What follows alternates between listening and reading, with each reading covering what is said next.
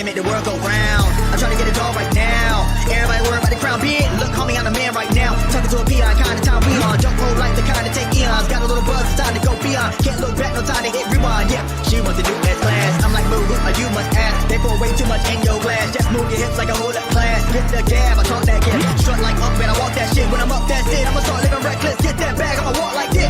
Yeah, I'ma walk like this. Hit that lane, I'ma walk like this. Walk in the spot, but they all get lit. Told them on flow, let me talk my shit. Every song bang, when they drop in hit. Said on the man, post stop, no miss. Over your head, next time, don't slip. Play your part, better read that script. Yeah, I'ma walk like this. Ladies and gentlemen, today's episode of the Wrestle Arc Podcast is brought to you by Fanatics, Vivid Seats, Eternal Dreams, Player One Coffee, and... Am I missing one? Sorry if I missed one. Is there... Yeah.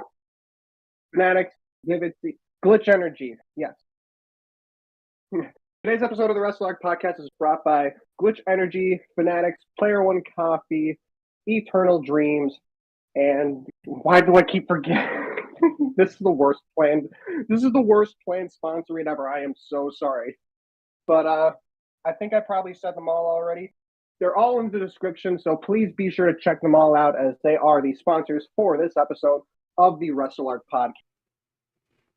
Ladies and gentlemen, welcome back to a late night edition of the Wrestle Arc Podcast, which, in my opinion, is kind of weird. But I am the Trustful Pancast here as always. I am joined here today by the Joker Ross Blocks and the Crocodile Christian Vega. Kablamo. He was a late substitute for Liam because Liam was supposed to be on the podcast, but he hasn't responded to us, so we're going to assume he's asleep, but yeah, we don't blame him since it's like 3 a.m. for him. Yeah. But anyways, everyone, as you can see, we're doing our podcast this week on a Saturday because, well, there are some scheduling conflicting schedules. Yeah. So, that's basically the gist we are here tonight discussing the results of King and Queen of the Ring and AEW Double or Nothing. And also, we're here to discuss the potential collab that's going on right now with WWE and TNA. But as of right now, it's more so it's more so the collaboration of TNA and NXT as of right now. Yeah, but Ross, since you are the predictions master, why don't we go over the results for King, Queen, Ring, and AEW Double or Nothing? Actually, why don't we go over the show first? We usually go over the show first before. That's what I meant. All right, Peyton, really quick. I'm gonna have to mute because I have to do something. So, really quick, you can go over King and Queen of the Ring and Double or Nothing until I get back. Okay. Does that sound good? All right, sounds good to me. Do you remember the show? I don't remember at all. Vega, do you remember the show? Both, because I didn't watch the entirety of Double or Nothing. I didn't watch it either. I just go over the results of the match and say, "Oh wow, that was a pretty okay match. 5 stars." Okay. Okay. But do you remember King and Queen of the Ring, Vega? Yeah. All right. You can right, go over that. And I'll be back in a little bit. Well, I just have it right here, anyways. All right. Well, one of you guys go over, and I'll be right back. Got it. All right. So, I believe the first match we had here on King Queen of the Ring was Becky versus Liv. Yeah, that's what started the show. Yeah, and we have a new Women's World Champion by the name of Liv Morgan. Yeah, thanks to Dominic getting involved. Yeah. He either was trying to help Becky or screwing Becky. It was one of the two. I think it was like on purpose. One or the other, yeah. But yeah, Liv Morgan is your new Women's World Champion. Yeah. Like the thing is, like, I'm not too happy about it, but it kind of makes sense because it's the storyline. But I was not expecting Becky to lose it like that quickly. I mean, I kind of expected Becky to either win or lose it, but I still went for winning it anyway. But still, yeah, it's all right. Then what was next? Pretty sure was Was it the Queen in the Ring final, or was it different else? No. Hold on. Let me pull up the match card again. Jesus Christ. I think there was a match before the Queen of the Rings final. Or was it? No, wait, no. Fuck. What was it? Could it be the IC title triple threat? Yeah, Thank that you. one. Thank you. The Thank IC you. title match. I forgot. Yeah. Thank you, Ross. Welcome back. Yeah. So, well, the IC triple threat between Sami Zayn, Chad Gable, and Bronson Reed happened next, and Sami Zayn. Which, by the way, that was a good match. Sami Zayn retained. Bronson Reed pulling moonsaults. Who would have thought to see that? And Sami pulling off a huge Blue Thunder bomb on that. And Otis hitting Chad Gable by accident. I don't know if it was on purpose, but still. Yeah. Okay, then what happened next?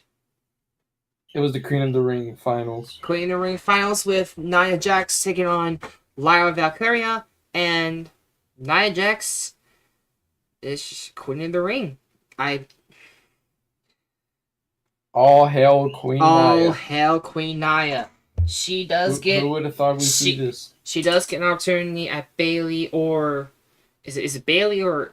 It's Bayley. It's from the respective brands, so yeah, it's gonna be Bayley. Okay, but we'll talk more about Bayley's next challenger in a bit.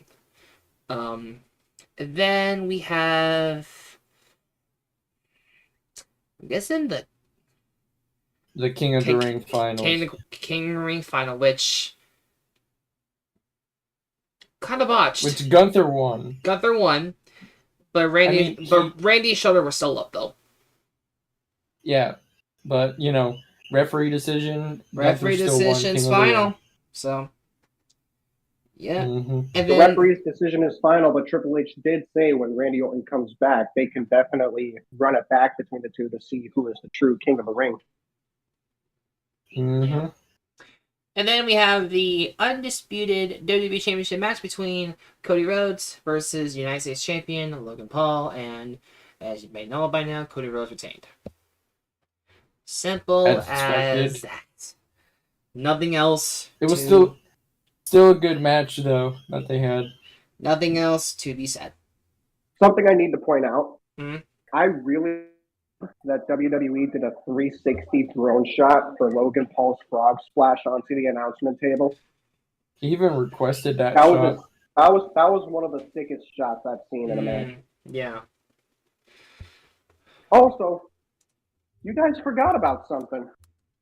We don't know. Well, the thing is, we know that the countdown match happened between Becca Belair and Jade Cargill versus Candice LeRae and Anya Hartwell, but we didn't predict that because it happened as soon as we were done.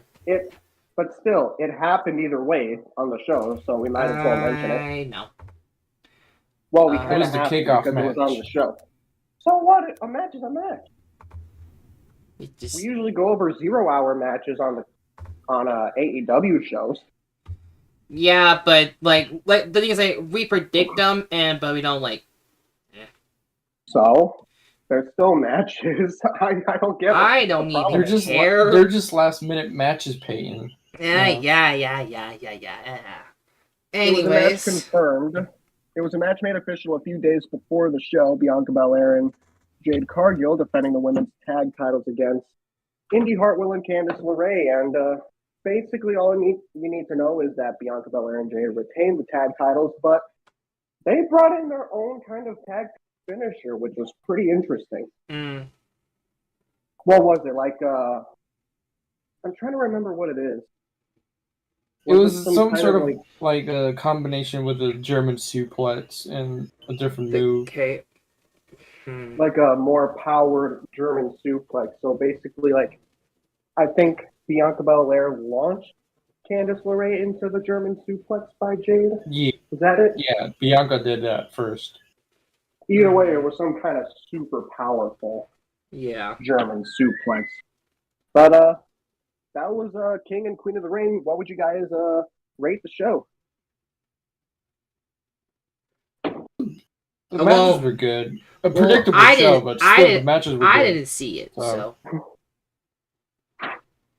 I'm going to give it a solid 8. The show isn't as bad as people thought it was. Mm-hmm. I thought it was a good show, so I'm also going to give it an 8 out of 10. I thought it was a pretty good show. All right, now we have... And now... AEW Double or Nothing. Which we have a long stuff to do. So, Rosa. And the second buy-in match between the Acclaimed taking on Khan Tauliona and Brian Cage, the Cage of Agony, which the Acclaimed did defeat them. Now, on to the first match of the main card was Will Ospreay taking on Roderick Strong for the AEW International title. And which we have a new international champion in Will Ospreay. Man, it's a real shame Liam couldn't be here today to talk about this. Yeah. I wonder where Liam is. Probably catching Z's, I think. Probably. But yeah, we don't blame him. Yep. And now, now we have the Bang Bang Gang taking on Death Triangle for the Trios Championships, and it was pretty obvious that Bang Bang Gang retained. I mean, yep. Seriously, like Death Triangle just like, nah.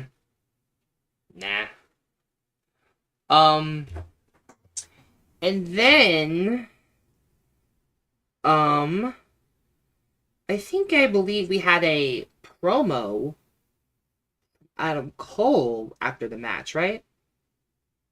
Yes. Adam Cole, he came out to cut a promo talking about like how he's the devil and stuff like that, I believe. Then the lights go dark. We see a video package. It's a guy walking around his room. He sees a scarf. He grabs a scarf. Lights go back on. MJF is back, ladies and gentlemen. Our scumbag is back. Scumbag is back. And wrestling is awesome in AEW again, even though I'm probably not going to watch it still. Yeah. Yep. But yeah, MJF is back, and he cut a promo himself, and basically what the entire promo was is that he said he is not fucking leaving. He is not fucking leaving. It's good. He's not leaving. He is staying in AEW. He's staying in AEW, baby. I like that. Alright, now we have Toni Storm versus Serena Deeb for the AEW Women's Championship. And it was a good match, honestly, but Toni Storm definitely defeated her. And Toni Storm is still your champion. I have no idea how Serena Deeb ended up being the opponent at Double or Nothing. I mean, I'm not saying Serena Deeb is trash, but yeah, considering it was a big-time pay-per-view, I feel like they could have gotten someone else, maybe. Yeah. We also have Orange Cassidy taking on Trent Beretta in some sort of grudge match. This was kind of honestly comedy because the rivalry these two had lead up to the match here. I think. Yeah. But Cassidy did defeat Beretta, getting an edge over him. He finally has new gear to match the Attitude, which I thought looked fine, honestly. Now we have Chris Jericho versus Hook versus Katsuyori Shibata for the FTW title, and Jericho retained out of those two. The learning tree. Big Bill showed up to help Jericho escape Red Room, and he beat him. But a Maskman did show up and attack Shibata and Hook, revealing himself to be Brian Keith. So, Jericho's... well, he's probably from Ring of Honor. So. Figured. So. Yep. Who? Like, who? Now, I'm sorry, but I don't watch Ring of Honor. Next up, we have Jon Moxley versus Konosuke Takeshita. Take a shitter. And Konosuke Takeshita. And it was basically I believe it was like an IWGP Championship Eliminator. Yeah, this is the thing. A lot of people, I've been hearing people say that it was only a eliminator match because, like, I think they only wanted the title to be defended on, like, either Forbidden Door or New Japan shows or something like that. But still, one of your biggest pay-per-views of the year in Double In, your biggest pay-per-view of the year behind All Out and maybe All In, and you have a champion fighting on the show, and it's not even a actual championship match. It's just an eliminator match. Yeah, it's kind of I still don't understand that. I don't understand either. Even with people saying what they were saying, I just still don't understand it. Yep, but Moxley did beat him, so that means Takeshita is no longer not going to be getting a championship opportunity at all. He's going to be taking a shitter after that one. Now we have... What's the next match, Peyton? Adam Copeland versus Malachi Black for the TNT Championship. And... Gangrel actually came and helped out Copeland. A full brood reunion, imagine. Yeah, imagine. But Copeland did use the barbed wire to apply a crossface, and Black passed out, and gave him the winner. We're going to talk more on Adam Copeland later on when we get to Dynamite. Yeah, we are. And now we have Willow Nightingale versus Mercedes Moné for the TBS title. Oh boy. So, we obviously have a new TBS champion in Mercedes Moné. Couldn't be more obvious. And after the match, Stokely and Chris Statlander turned. Chris Statlander gave a clothesline to Willow Nightingale on the entrance ramp too, which must have hurt. That must have hurt, dude. Twice too. Yeah. Yeah. That must have been hard bumps for Willow. Yeah. Especially just after finishing a match.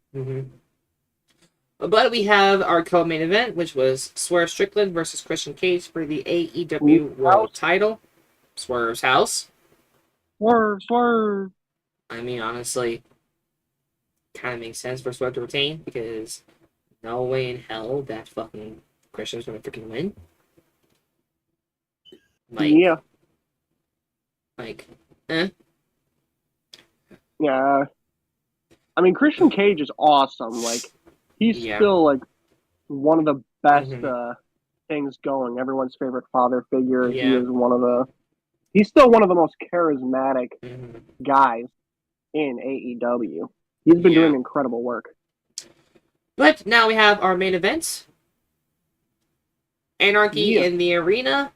Team AEW versus Team Elite. Team AEW consisting of FTR, Bryan Danielson, and Darby Allin. But alas... Team Elite consisting of the Young Bucks, Kazuchika Okada, and the scapegoat himself, Jack Perry. But at last, Team AEW fought hard, but the Elite picked up the win, and that ends up the night of Double or Nothing. Well, now, hold on. We're not going to pass the fact that during the beginning of the match, Bryan Danielson told the production crew to hit the greatest music of all time, the Final Countdown, while the fight was still going on. That was one of the greatest things that ever happened. Oh, wow.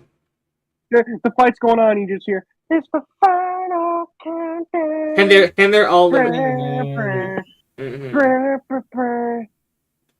Wow. Probably the greatest theme song. Yeah. One of. All right. But I didn't watch the show, so Peyton and Vega. I didn't watch it either. But I thought you said you did. No, I didn't. What the fuck, man? I didn't watch it. Did you watch it, Vega? Double or Nothing. I only watched like the first 4 matches. Oh, well. 4. Okay then. Well, you can give a rating for the first 4 matches, only the part that you watched. I'll give it an 8. All right, cool. Right. So now I can get to the scores. Come on, dude. I was already freaking doing that. Listen, can I do it for once? Are you? I said until I came back. Bruh. And I have been back. I let you go over Double or Nothing. Remember that? Yeah, but I was already gonna do the scores anyway. So yes. Well, beggars can't be choosers anyway. So. Shush. Excuse me, sir. Who do you think you are? I'm gonna want to control today. You could just Rex for a bit. I would definitely not use that word when it comes to you ever. And I'm pretty sure Vega can agree with that. Yeah. All right. We have ourselves a 4-way tie. With a score of 13 wins and 2 losses by order of elimination. Radio, Liam, myself, and Aled. So, between Ross and Vega... Hold on a second. How did you get 13 and 2? Because y'all were 14 and 1. We only predict... Oh, yeah, you're right. Yeah. and plus, you sent them in planning. Yeah, I did. Alright, so... Alright, finish it up, Peyton. Ross did the wheel spin. Or, no, it was Radio. Radio did it. Radio did the wheel spin. Thank you. In second place, via wheel spin, with 14 wins and 1 loss. Ross Blocks. That being said, your winner of King and Queen of the Ring and AEW Double or Nothing by wheel spin with a score of 14 wins and 1 loss. And now, Wrestle Arc Champion, Christian Vega. Okay, that's me. This, even though we're doing all the screaming, even though it's like, what, 10:30 at night, everyone's probably asleep. I don't care. I would like to thank the Academy. I'm still thinking about the fact that Radio did the wheel without us. Yeah, Radio. I don't even know about that. I don't know about that, Radio. Radio's gonna watch this back and he's gonna be like, "Dude, what the fuck? Do you not trust me or anything? Like, do you not trust me to do shit? Am I a liar to you?" Radio's gonna be like, "You break my trust or something?" All right, so listen, he's gonna be like, "Listen, I'm telling you the God honest truth." So, all right, but yeah. Vega that was basically the show. Vega will defend the championship next. I believe is what, Clash at the Castle? Clash at the Castle. Clash at the Castle. Oh, shit. All right, now Vega Ross. was the dude no one wanted to win the title. Ross, because he's a part-timer. I mean, am I? I mean, technically you are. Yeah, but most of the time, yeah, I guess. Yeah, because you spend most of your time working. Well, at least I'm doing something, Peyton. I mean, so am I, because I worked a 12-hour shift today, and now I am cranky as all hell. So can we please finish this? So Ross, continue. I get to. All I do is sit in bed all day doing nothing. The thing is, I would be going to the gym, but you guys don't know about this, but Thursday I had a bit of surgery to do for one of my moles. Oh yeah, the mole. It's all stitched up now. It's been a few days, but I'm basically prevented from doing anything like working out or doing sports or doing any kind of activity because the surgery was done on the edge of my back and neck area. Oh my! I'm out of action for like a month, basically. But everything's all good. The mole is completely gone, and yeah, everything is all good. All right, nice. Yay! Right, Now, what we can do is go over what happened on Monday Night Raw. Monday Night Raw. This has been the most steamiest episodes. So, what happened to start the show? We got a segment between Gunther, Damian Priest, and Drew McIntyre. Gunther was the first one to come out talking about his King of the Ring win, which now guarantees him a match at SummerSlam for the World Heavyweight Championship. Whether it could be Damian Priest or Drew McIntyre, as those two will face each other at Clash of Castle for the strap. And then, eventually, Damian Priest comes out. As Priest was talking about the potential match that could be between him and Gunther, Drew McIntyre would come out next, which would lead to a conversation about their upcoming Clash at the Castle match. And then, after they finished talking about that, Braun Strowman would come out as he was set to face JD McDonough in a one-on-one match.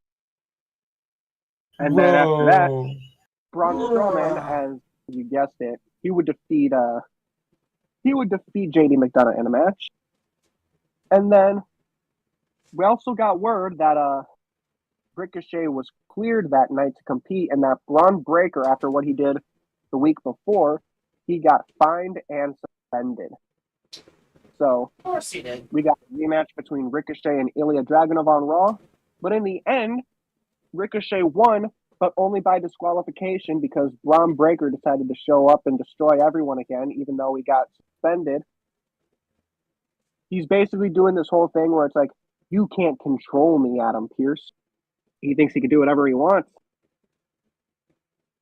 That's basically the gist of it. I wonder what they're going to keep doing with Braun Breaker. Yeah, he's just going to murder everyone. He has a rich bloodline because he comes from the Steiner family. Mm-hmm. It's a Hall of Fame pedigree. But we had a tag match between the Creed brothers and Authors of Pain. And Authors of Pain would be the ones to defeat Brutus Creed and Creed, the Creed brothers. Mm-hmm. And then we had Sheamus come out and call out Ludwig Kaiser. Kaiser would basically tell him, "You gonna come back and fight me or something?" Sheamus is like, "Fuck yeah, let's do it." And he rushes over to the backstage area. We go by, and Ludwig Kaiser basically blindsides Sheamus, and they end up brawling. And then we got another match between Lyra Valkyria and Kairi Sane. A bit of an interesting match. And also before the match, we got a backstage segment between Damage Control, and Io Sky was not the happiest person. Why? She basically wrecked shop. She was so pissed off. Can you blame her though? No, not really. She lost the women's title 2 months ago. She lost in the semifinals of the King and Queen of the Ring tournament. So yeah. She had the right to be pissed off. Lyra Valkyria and Kairi Sane had a match. Lyra Valkyria would win with a crucifix pin. It was very interesting. But then we had a match between Rey Mysterio and Carlito. Carlito, a spin in the face. You know what cool is? I spin in the face. A people don't want to be cool. Rey Mysterio would win by pinfall, but then Judgment Day would come out to attack Rey as Finn Balor would try to help Carlito. But then Dragon Lee was there, and then Damian Priest beat the shit out of Dragon Lee. He beat the shit out of Dragon Lee, basically establishing his dominance. And then, later on, we got a big meaty men slapping meat match. We know how much Vega loves those big meaty men slapping meat. We slapping meat everywhere. I mean, yes. How much meat are we talking about, Vega? How much meat? Big meaty men slapping man meat. Man meat. And if you don't know what kind of meat we're talking about Bronson Reed and Otis having a match. Otis basically, during the match, whenever Otis would have the advantage, he would do something, and Chad Gable would be like, "Hey, stop fucking around and beat his ass." He would be like shaking his thighs or literally just pumping the air. Whether it's stuff he used to do back in 2020 before he joined the Alpha Academy. Like the oh yeah. But a bit of Chad Gable's interference is what ended up costing Otis, as Bronson Reed would hit a tsunami, and then he would pick up the victory over Otis. Also, why did no one say tsunami with me? You guys said suck. it. You guys, I didn't realize you were gonna say. I didn't realize you were gonna say it quickly. Wait, I didn't even say it quickly. What are you talking? All right, you guys. All right. Anyway, you guys suck. But now, I think this is the part everyone wanted to get at. We got the main event, which was the Women's World Championship match. After just beating Becky Lynch at King and Queen of the Ring, Liv Morgan would defend the title against Becky Lynch in a rematch in a steel cage match. And towards the end of the match, Dominic would come out. He would open the door and try to get Becky to climb out to win back the title. So it looked like he was trying to help out Becky this time. But then you get Finn Balor and JD to come out, and they're confused as to what Dominic is doing. So then they're arguing a bit, and then Braun Strowman comes back out. This might be one of the most unique ways to end a steel cage match I've ever seen, because Braun Strowman would chase JD and Finn outside the ring, and eventually Braun Strowman would hit Dominic. Dominic would collide into the cage door, and in turn, the cage door would collide with Becky's face. Becky basically gets knocked out. Liv Morgan sees the opportunity and takes advantage of it by escaping through the cage door to retain the Women's Championship. It was a pretty unique ending, but if you were watching on the USA Network in America, you didn't see it live. But if you were watching on somewhere else, maybe like a streaming service or something, you would have seen that Liv Morgan and Dominic Mysterio locked lips after the match. They kissed. Liv Morgan was given so much tongue. So much. No, here's the funny thing. Liv Morgan was going at it, but it didn't even look like Dominic was trying to kiss her. Dominic wasn't even trying, and Liv Morgan's just going all in on Dominic.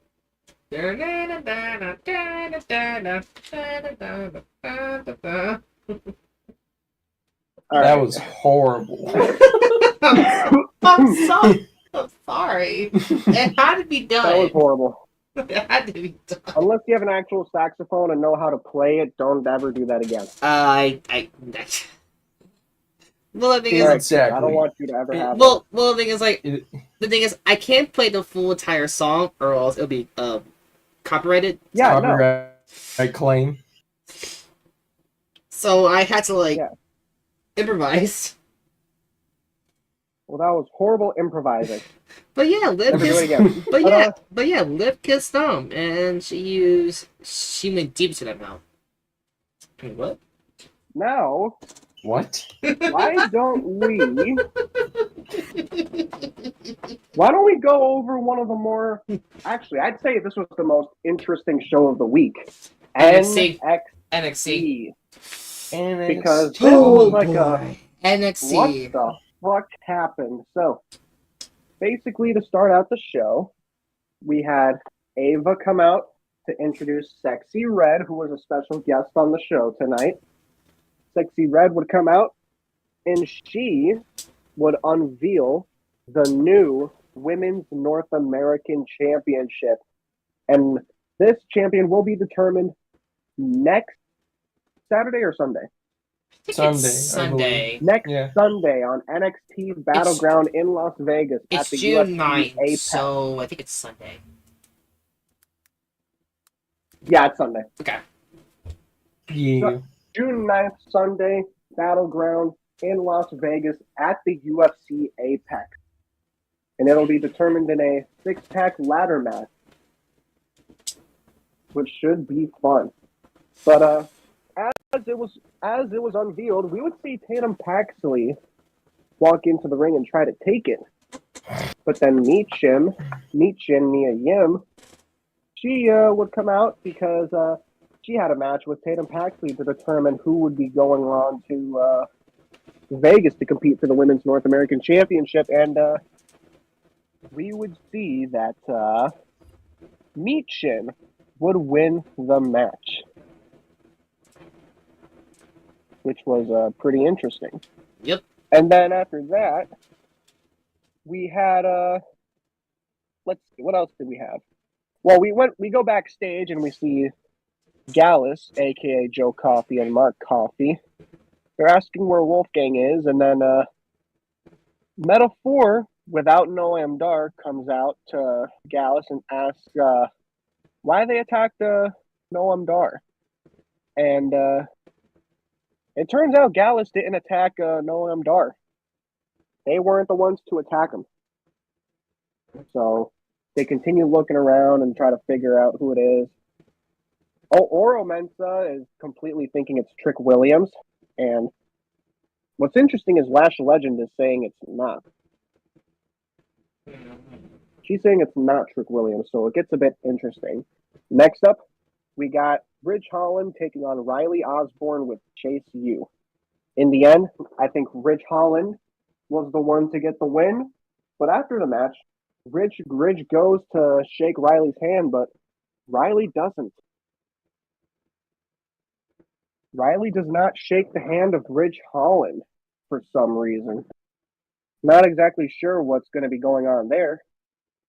But then we get a backstage promo from the OC challenging the NXT Tag Team Champions Axiom and Nathan Fraser. I don't know why I almost forgot their names. But then after the promo, we found out that Oro Mensa was attacked by an unknown person. And Jakar Jackson and Lash Legend go to check on them.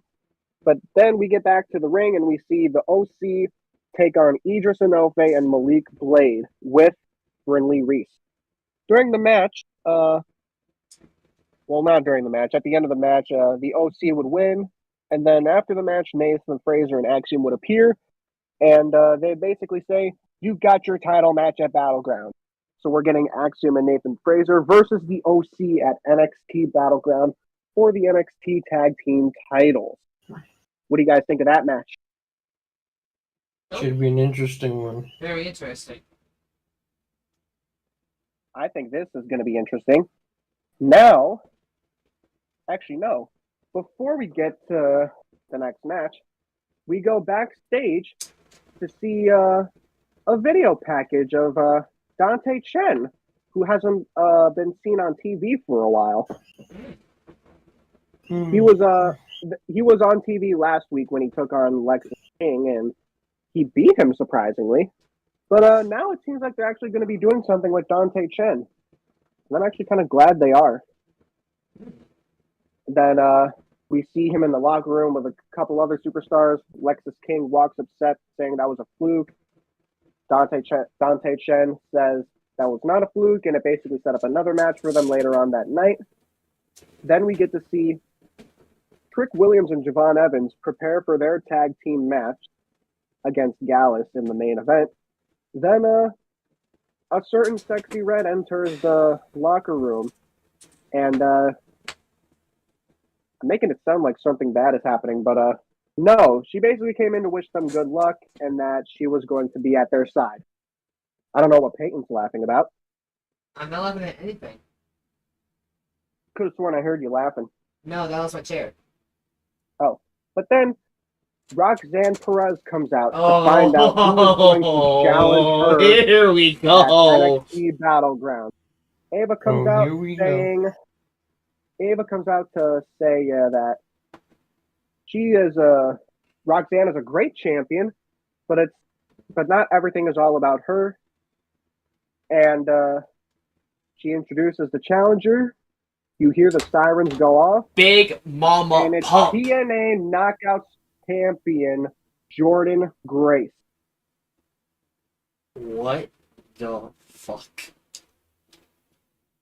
Jordan Grace is back on WWE programming, and she Jordan is in Grace NXT, versus and she's challenging Roxanne Perez for the NXT Women's Championship. That match is going to be fucking good, bro. Dude, I cannot wait for that match. Why aren't we fucking covering this pay-per-view? Why are we doing this? Because apparently we don't cover NXT We pay-per-views. don't, but it has a TNA superstar. Oh my god. It's going to be a big show. It's going to be a big one. But, we could have freaking done it. We're going to move on to another match that happened. We got a backstage segment between Lola Vice and Ariana Grace, which would end up setting up a match. The bell would ring. Lola Vice basically squashed Ariana Grace in that match. Mm-hmm. But then Shayna Baszler would come out running down to the ring, and security has to hold off those two because they're going to have an NXT Underground match at a Battleground. Shayna Baszler and Lola Vice. Oh, okay. Two former MMA stars going at it. I wonder what happened the last time we got that. It was pretty shitty.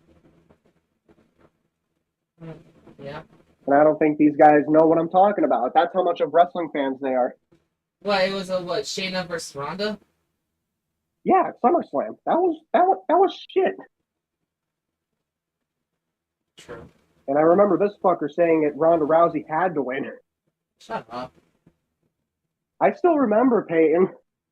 And I'm not going to forget. But now we got a backstage segment which showed Oro Mensah being checked out in the medical room, and Lash Legend is trying to say that Trick Williams didn't do it. Jakara Jackson says, go talk to Trick and make sure he didn't do it. And Lash Legend says, okay, I'll go to talk to Trick. Then we go to a match between Lexis King and Dante Chen. And it's basically the same result as last week. Dante Chen would surprisingly win the match against Lexis King. But then we go to Ren Sinclair versus Kalani Jordan. The winner will take the final spot in the Women's North American Championship ladder match. In the end, Kalani Jordan would get the win and would move on to Battleground. But now we go on to the main event, which was Trick Williams and upstart Javon Evans, accompanied by Sexy Red, taking on Gallus. Gallus would try to cheat, but it wouldn't end up working as Trick Williams and Javon Evans would get the win. And honestly, I should say this. I think Javon Evans is a future superstar, if you've seen what he's done. He is. He is so smooth and he's so good. I think he could be big money. But after the match, Lash Legend comes out. She goes into the ring to face Trick Williams. Mm-hmm. She says, Trick, I need to know, did you attack Oro and Noam? As Trick is about to speak, lights go out 5 seconds. Lights come back on. The crowd is freaking out. Trick Williams gets blindsided, and he gets punched repeatedly in the face. And we see all ego Ethan Page. Oh my god. I'm sorry. Ethan Page. Attacked him in NXT. What was this episode of NXT? What was this episode of NXT? Probably one of the best episodes we ever got. And then we'd find out that Ethan Page was the one who attacked Oro and Noam. It was me. Look, that Trick. Yeah, I'm about to. And then after that, he raises the NXT championship. So, could we get Trick Williams versus Ethan Page at Battleground? We had pretty much. We had to go next week. All right, but if that match does happen, on a scale of 1 to 10, how badly do you want to watch Battleground? 9. 9.5. 9. Oh, I really want to do it. I want to cover it so bad, but I can't. It's so tempting. So tempting. Dude. All right, now Peyton. Hmm. Did you want to go over Dynamite? Yes, I'll do that. All right, cool. Alright, Go so, ahead. Dynamite on May 29th. Chris Green, and she wants a first feud champion title was going to be Sky Blue. So, at some point, it's going to be Sky Blue versus Mercedes Moné for the TPS title. Then we have Swerve taking on Kill Switch, aka Luchasaurus. Which was the first match of the night, where we see Swerve taking on Kill Switch 3 days after defeating Christian Cage, where Strickland defeated Kill Switch. Easy. Then we have John Moxley taking on Rocky Romero in another IWGP World Heavyweight Championship. I'm sorry. They can't keep doing this. They can't have eliminator matches on shows where the title is not even the main title on the show. Well, here's the thing. Uh, I was pissed about it at Double or Nothing because it was at a big time pay-per. I mean, if it's a televised match, fine, but if it's on a big pay-per-view, then yeah. I feel like that's somewhat of a red flag. Yeah, but Moxley did defeat Romero. And then we have Sky Blue versus Mercedes Moné for the TBS title? Or was it... Yep, okay. Yep, so basically, it was Sky Blue versus Mercedes Moné in her AEW Dynamite debut. And Sky Blue against the TBS Championship, where Mercedes just won. And then after Mercedes won, Stephanie Bacher? I know how to say the last name. You called her a fucker? What the fuck is wrong with you, Peyton? Why would you call her a fucker? What is wrong with you? What the fuck is wrong with you? So the NJPW Strong Women's Championship came out and posted on the stage. And it looks like we have our first Forbidden Door match. Stephanie Bacher against Mercedes Moné. And then we have the Forbidden Door Casino Gauntlet, where the winner challenges for the AEW World Championship at Forbidden Door. And surprisingly, even though he already has a title, Will Ospreay end up winning it. Wait, what happened? Oh yeah, right. So yeah, and that was the main event Dynamite, where Ospreay is gonna go on to challenge Swerve Strickland at Forbidden Door for the championship. All right. I'm actually kind of surprised.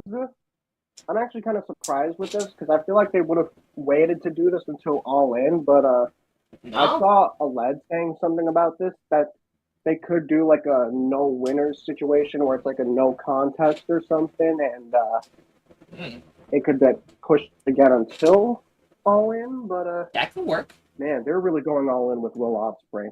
That could work. But yeah, that ends it for Dynamite. That's it for Dynamite. Let's go on to SmackDown. We can actually go over this because It's Saturday. It's Saturday. You know what that means. It's AEW Collision. No, fuck off. No one cares about that show. Honestly, we don't really cover Collision because It's just I'm gonna be honest. I don't think anyone in this group watches Collision. No one does. No one fucking does. Or Rampage. Yesterday was May 31st, correct? Yes, you are correct. Yes. All right, cool. Let's go over what happened. We had the Queen's coronation for Nia Jax, officially becoming Queen of the Ring, meaning she gets a title shot against Bayley at SummerSlam for the WWE Women's Championship. Bayley would come out because she got called out by Nia Jax, but before she could get into the ring, she gets taken out by Piper Niven and Chelsea Green.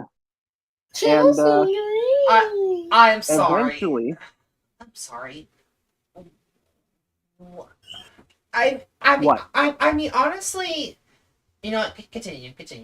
I'll wait till afterwards. So, Chelsea would go up to Nia saying, "You don't have to worry about Bayley because by the time SummerSlam rolls around, oh my God, it's the bruv love." Sorry for being late, but Where the hell have you been? I was asleep. Like I thought I was going to be wired. It. As expected. Pick up the phone because I called it. I feel like Good for you, Peyton. Would you like a cookie? I feel like Peyton. Every time you'd be on someone's phone, they put you on speed dial. No, no. Anyways, Yeah, Liam, I put you. I wouldn't even put you in my contacts book because you know who wants to phone you. Exactly. But Liam, since you're here, do you want to give your opinions on Will Ospreay on Dynamite and Double or Nothing? What went down? Why are you? Yeah, I can do that for you.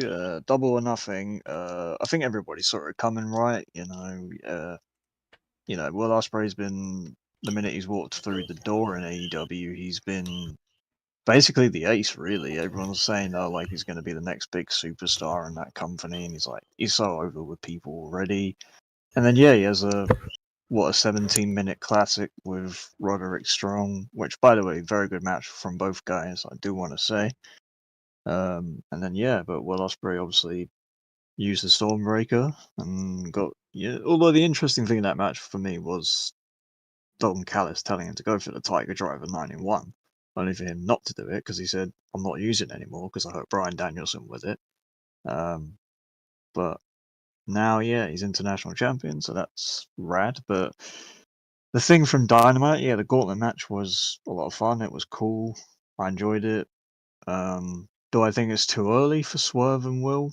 Absolutely, I think it is, because why make Will Ospreay a mid-card champion if he's gonna, face the world champion at Forbidden Door? Like, because everyone was saying that should be the main event at Wembley Stadium, and it's not. I mean, they can still do that, but it means for me that if Swerve does beat Ospreay, it would make him look like a more credible champion. Not saying he isn't already, but when you think about the quick rise of Will Ospreay in AEW, who's basically as over, if not more over than Swerve, really, as world champion. That's just me being biased, probably, but yeah, that's how I see all that. Yeah, it'd be a good match for sure, right. but and a feud, but So since you're here, I'm going to ask you about some of the big things we've talked about too. Obviously, King and Queen of the Ring and Double or Nothing happened. Those were pretty big shows.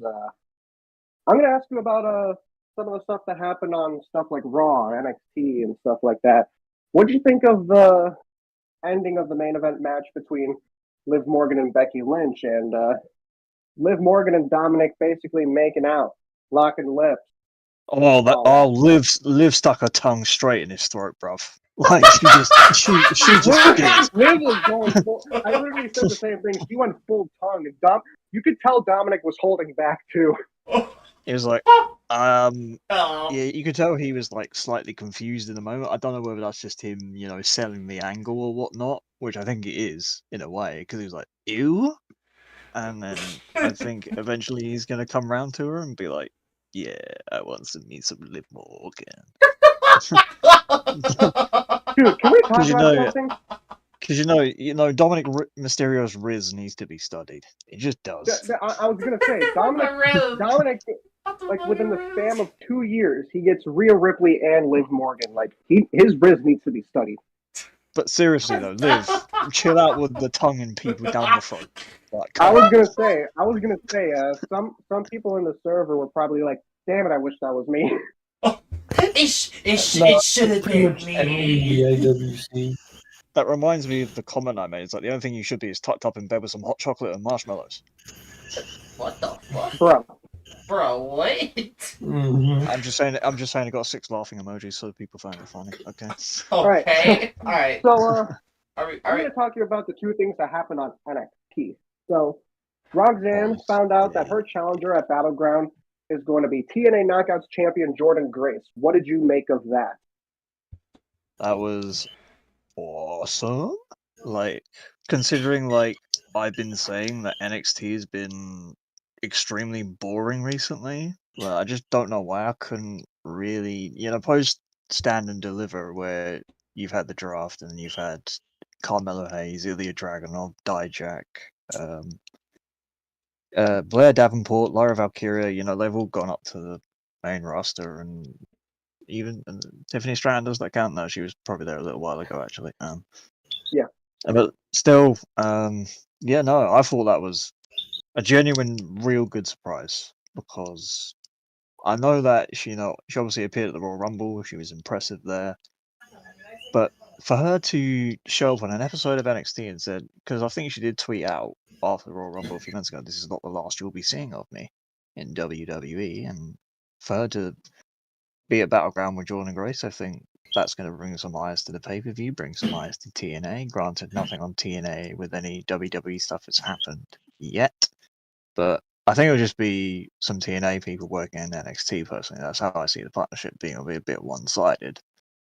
We were I was gonna say, finally seeing Joe Hendry. This was going to lead up to my follow-up question with you. I was going to ask you, what do you think of the status between the growing relationship between WWE and TNA, and do you think we could see like some special kind of like show or pay-per-view possibly where it's WWE versus TNA, similar to Forbidden Door? If it's going to be anything like that, I think it will strictly be NXT and TNA. Could you imagine NXT x TNA worlds collide? That'd be pretty swell. That'd be pretty good. And then you can play "I Believe in Joe Hendry" in a 10,000-seat arena. That would be so great, man. He appears. I believe in Joe Hendry. I believe in Joe Hendry. Bah, bah. That was terrible. I believe in Joe Hendry. But yeah, this growing relationship could go really well, because the thing is, WWE, they already know they can't be outcompeted. And doing this basically helps out both companies, so it's a win-win for both companies. Oh, and what about your thoughts? What about your thoughts on Ethan Page? Oh yes, Ethan Page coming out in the main event to attack Trick Williams. Is it weird that I completely forgot about that? I'm not saying I don't like Ethan Page, but again, it was another genuine surprise. I was like, okay, cool, they got Ethan Page. That's How were they able to keep that such a secret that no one knew about? I have no idea. Like, no one saw it coming. But to be fair, I've been heavily critical of the way Trick Williams has been booked as the world champion, because they're just stuck in with metaphor doing funny stuff. I'm just like, this ain't it, bruv. This just ain't it. But then luckily, they've kind of switched that around and pulled out the bag a bit with bringing Ethan Page, and it'll be a bit more interesting, I guess. All right, and then another question. It's a 2-part question for you. Do you think we see Trick Williams and Ethan Page for the NXT Championship at Battleground? And if you do, how much more would you want to watch Battleground if that match does happen? I don't know if it will happen at Battleground per se. I think it will happen at the next one at SummerSlam weekend, just to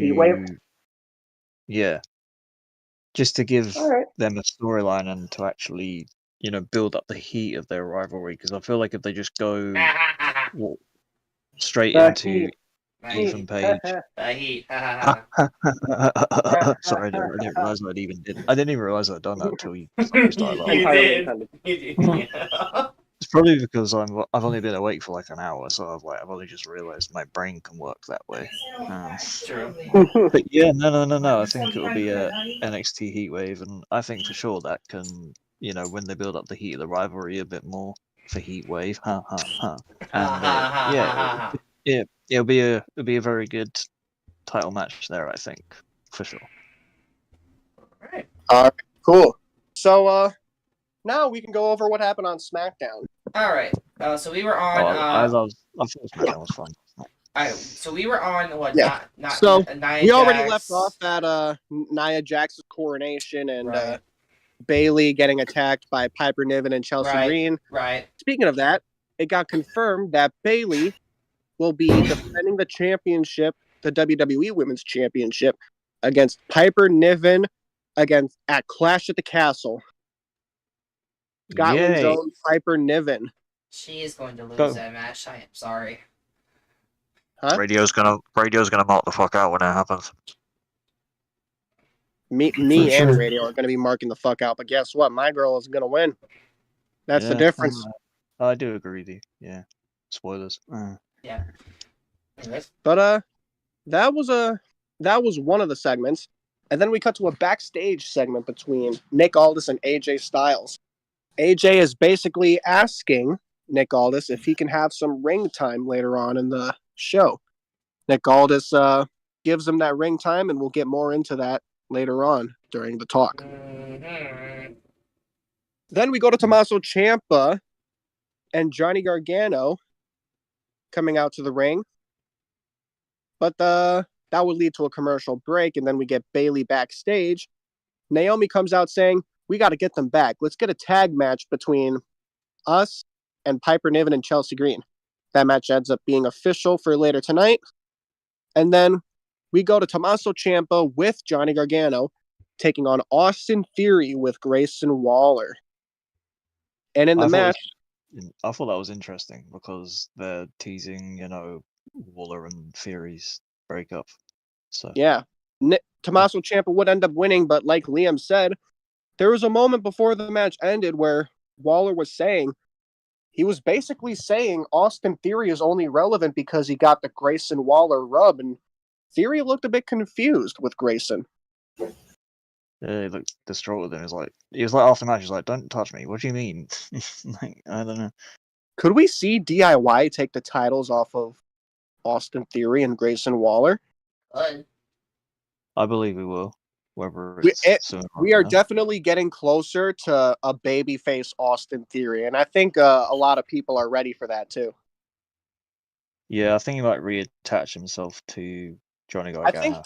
I think this is what Austin Theory needs, because before with his heel run, he was able to get somewhere, but later down the line, it would just kind of fall flat, and he's just doing whatever works. But I feel like if he's able to get some kind of connection with the crowd as a babyface, it'll help him a lot more. Yeah. I think since the match with John Cena at WrestleMania last year, I think he just plateaued. Like, sure, he's now a tag team champion, was United States champion, but, this act between him and Waller is fun. I'll give it that. Mainly because of Waller, though. But I think a babyface turn will refresh him slightly, and then we'll just see where it goes from there. Yep. But then we get to see the SmackDown TV debut of Blair Davenport backstage with Nick Aldis. And then do not interrupt me. You'll soon know who I am. Yeah. Basically, Naomi came in, interrupted, asking for a match, the tag team match that we talked about before, and Blair Davenport was not happy, saying, "No, you don't interrupt me. You'll see who I am soon. I am Blair Davenport." Ooh. And then the match gets made official. And then after that, we go to commercial break. And then we see LA Knight come out of Nick Aldis' office and basically say, "Hey, Logan, I want that United States Championship." Yeah. But then Carmelo Hayes would come in and interrupt LA Knight. It would be interesting. And something I found really funny, he was basically saying, if you think LA is going to want to face you, think again, because I think he'd rather face him. And LA Knight's like, if I'd be facing me, I'd be looking at a mirror. You know names, buddy? Just got absolutely verbally buried. And then he did like this little thing where he's like something about, then because I'm him or whatever, after all his words that I've since forgotten. And then he was like, trash. Trash. This is trash. Straight up. And then they like went trash on live television. I was like, so clearly you got verbally buried by LA Knight 3 times now, 3 times in a row. But then we get an interesting clip from something that happened before SmackDown. It was a confrontation between Angel Garza and Andrade. Angel basically saying, we can forget about what happened at WrestleMania. We can invite you over to Legado del Fantasma. Andrade said, thanks, but no thanks. Thanks, and then but no thank you. We'd go to a randomly thrown match. Andrade and Apollo Crews. Well, first of all, it's good that Andrade now is getting stuff on SmackDown. Like, it's good that he's now wrestling. And Apollo Crews, where the fuck have you been? Yeah. I have no idea what happened to him, but to be fair, they cooked. They had a pretty good match, but then basically we cut to see the Bloodline, and we get some pretty interesting stuff. Wait, who won the match? Andrade. Okay, thank you. Paul Heyman comes in to tell Solo that he's been doing a lot of thinking about how he can better serve Solo while he's in charge. And Heyman tells him that with Roman as the tribal chief, there's a lot of violence in the Bloodline, but that was to preserve the family and what they were working for. And before Roman ever said yes to an act of violence, there was a lot of counsel from the wise man. He sees Solo recruiting some very violent men into the Bloodline. All he sees are random acts of violence, but he does not see any strategy at all. He says the strategy has to be that when Roman comes back, they have Cody Rhodes in check. But then Solo then tells Paul that they already have Cody in check, and Cody doesn't even know it. And then Heyman asks, who is we? Who do you think we could be? The Rock. The Rook. I think it's The Rock. I think it's the Rook generally, though. Yeah, that's what I was thinking too. And then we go to Kevin Owens walking down the ring. And Solo says to Heyman that they have a strategy, and Heyman better go out and fix Kevin now. Blame. Then we go to a commercial break, and when we get back from the commercial break, we get a backstage segment with Andrade, and then Angel pulls up, and then Angel gets attacked by Apollo Crews. So it looks like we might be getting Apollo Crews more on TV in a feud with Legado del Fantasma. Yeah. He's facing Angel Garza next week. Yeah. Then we go back to Kevin Owens in the ring. He basically said he made his return to Saudi Arabia because he had Randy's back. And then Paul Heyman came out saying, these are people that you don't want to get involved with. Kevin Owens basically said, it doesn't matter. Doesn't matter. That's not the same bloodline. And he's basically going to not do what Paul Heyman asked. And then Paul Heyman goes on a bit of a rant saying, why does nobody ever listen to me? Oh, apparently Kevin Owens, he's been able to redeem himself, but the wise man can't redeem himself for some odd reason. And Paul Heyman was not having it. Just seemed like Paul was like, I'm not trying to play you here. I'm generally trying to say, get out of why you still can, because they're dangerous. Yeah. And there was also still a we want Roman chance. Yep. It'll be we want the tribal chief. Couple months, maybe. Yeah. Maybe before SummerSlam. Who knows? Yeah, who knows? But then I believe after that, was when we got to the main event. Is that right? I think it might have been No. Profits, Women's tag Street team. Profits versus Gorillas of Destiny. Yeah, that's it. Gorillas of Destiny would take on Street Profits. Also, I think the Gorillas of Destiny are now known as the Tongans or something. That would make sense because they're Tongan. Not the Gorillas of Destiny. They would beat Profits. Let's And do VOD. what if we get Bobby Lashley in a feud with the Bloodline? I feel like we will because, that's what Yeah. Montez and Angelo are doing at the moment. And then, when it's like Solo and Tama and Tanga keep outnumbering them, and then you'll need big backup. And who bigger than Bobby Lashley? Bobby Lashley. Bobby Lashley. Yes. But then, next, we get the women's tag team match between Bayley and Naomi taking on Chelsea Green and Piper Niven. Yeah. Basically, what would happen is Chelsea Green would pin Naomi, but because Piper Niven would attack Naomi, and then Chelsea Green would drape Chelsea's body over Naomi so she could get the pinfall. Yeah. And now, as we said before, we're Bayley versus Piper Niven at Clash at the Castle. Yep. And Piper Niven's gonna lose. Yep. Yeah. Gonna lose. Gonna lose. Yeah. Gonna lose. Blammo. Be fun though, because she'll get a good reaction. And then we go backstage to see AJ Styles walk into Gorilla. We get a confrontation between him and LA Knight. He says, if the rumors are true, respect. Then he runs into Cody. They hug and AJ whispers him something. Then he runs into the OC. And AJ asks if they can go out to the ring with him. one last time. Wow. AJ comes out to the ring, talking about always being phenomenal, but wondering if he can also be a phenomenal father. He's really making it seem like that he might be retiring.